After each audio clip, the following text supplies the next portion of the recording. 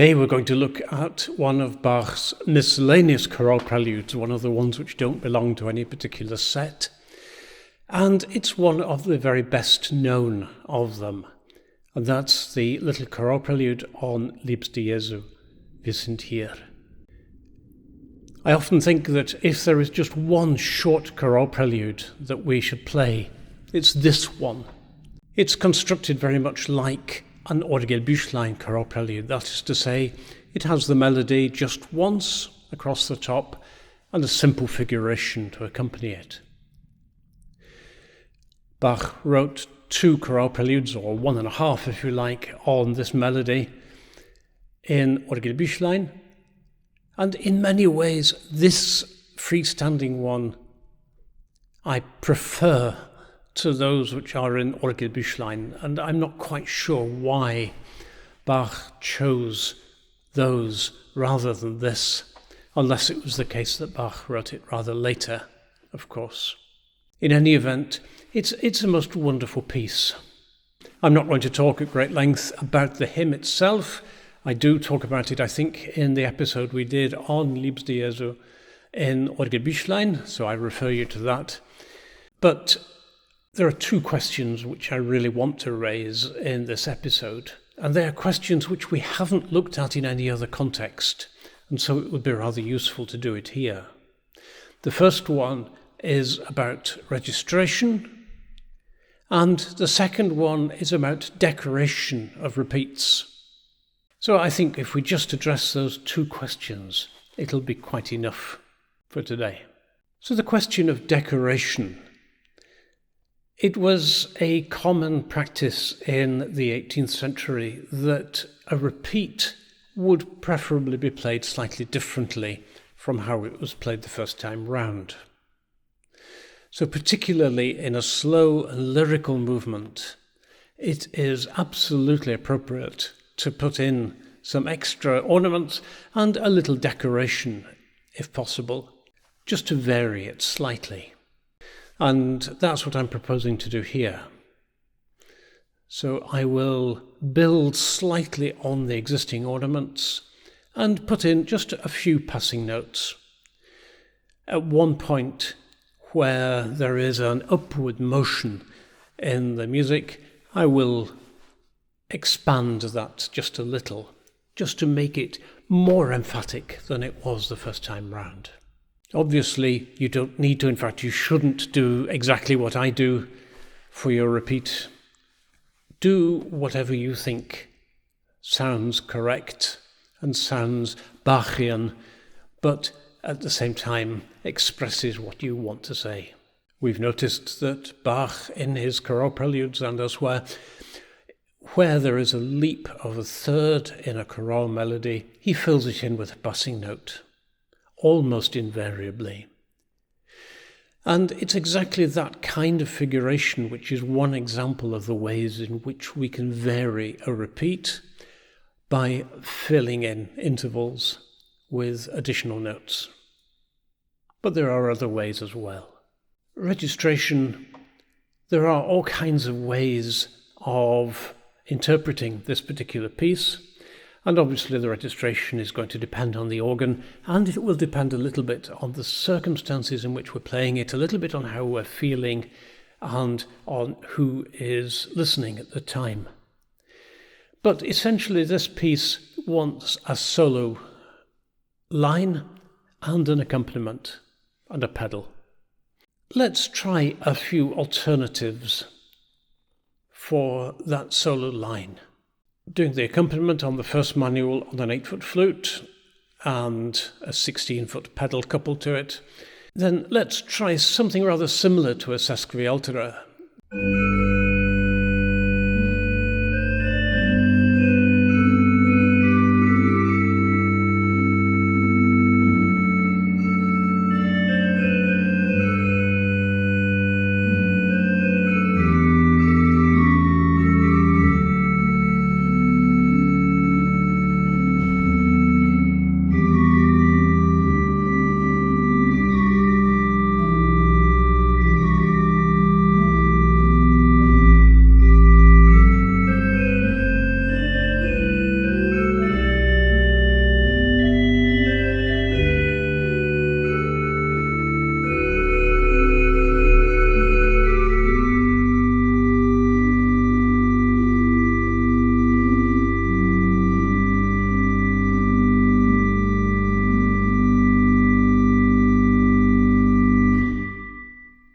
And here is the 8-foot flute again in the left hand, accompanying 3 8-foot stops on the upper manual.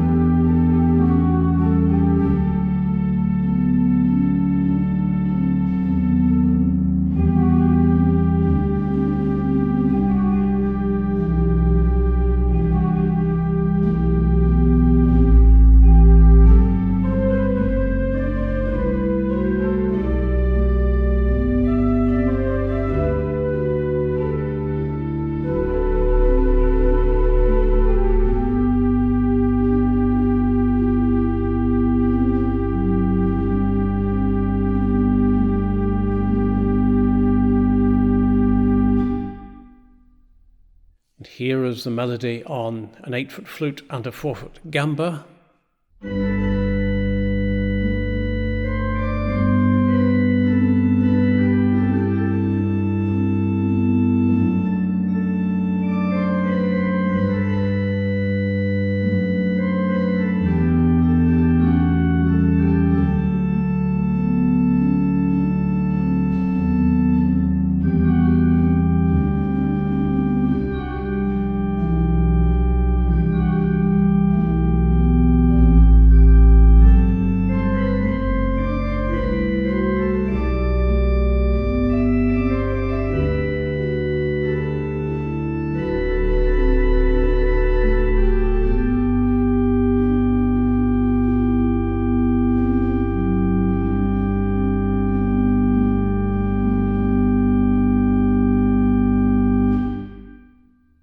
Here it is on an oboe. This is quite a brash Baroque oboe. It's not the kind of romantic rounded oboe that you might be expecting.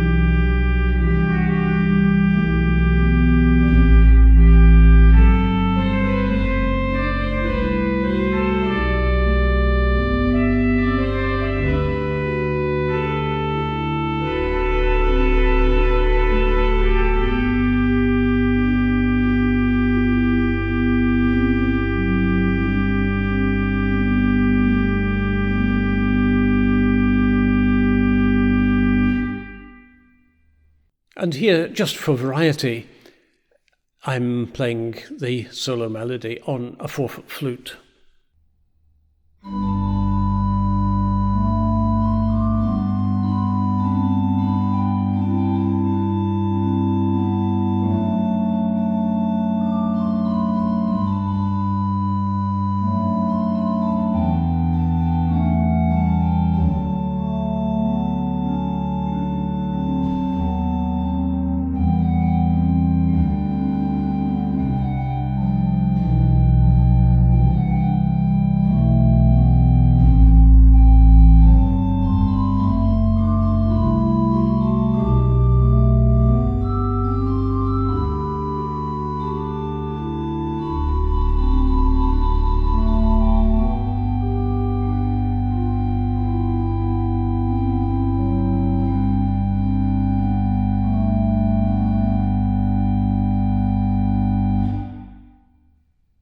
So all these alternatives sound great, and which you're going to choose depends entirely on your own taste and a little on the circumstances. The piece itself is quiet and restrained. It's in no hurry to go anywhere at all. And that, I think, is quite deliberate on Bach's part. The text of the hymn, Liebster Jesu, wir sind hier, implies that it is us sitting here receiving what the dear Jesus has to offer. Now I come to mention it, it's kind of reminds me a little bit of a ballad which was sung by a Danish ballad singer a few years ago. The song is called Svantes lykkelige dag, and it's about a man who is having a happy day. And he is sitting on his doorstep, presumably, to his back garden in the morning. And he speaks in the first verse, if I remember rightly, of the morning, the sun in the sky and the garden around him, and concludes that life really isn't so bad and coffee will be ready soon. And the second verse, he narrows his view in a little and speaks of the flowers coming out in the garden and of a bee buzzing around. And he concludes that verse with happiness is not bad and coffee will be ready soon. And in the third verse, his focus zooms in even more and he speaks of a spider that's making its way across the wet, dewy grass. And he ends that verse by saying, joy is not a bad thing at all, and coffee will be ready in a moment. It's a rather silly, trivial kind of song, but at the same time, as I say, there is a sense of movement that as he zooms more and more in to the immediate things around him, he's getting somehow happier because he speaks in the first verse of life being okay, and the second verse of happiness being okay, and in the third verse of joy. And he seems to be increasingly joyful and increasingly emotional about the everyday things around him. But the point of the song, I think, and the reason that it reminds me a little bit of this hymn, is he is sitting there receiving. In other words, joy, ultimately, is not something that you find by searching for it. It's something that you find by allowing it to come to you. And in this hymn, we are not searching for Jesus. We are sitting, allowing Jesus to come to us. And that was the connection, if you wondered where that was going. But in any event, back to this piece, it is the most wonderful, the most lovely little chorale prelude. And if you don't play it already, then I commend it absolutely to you.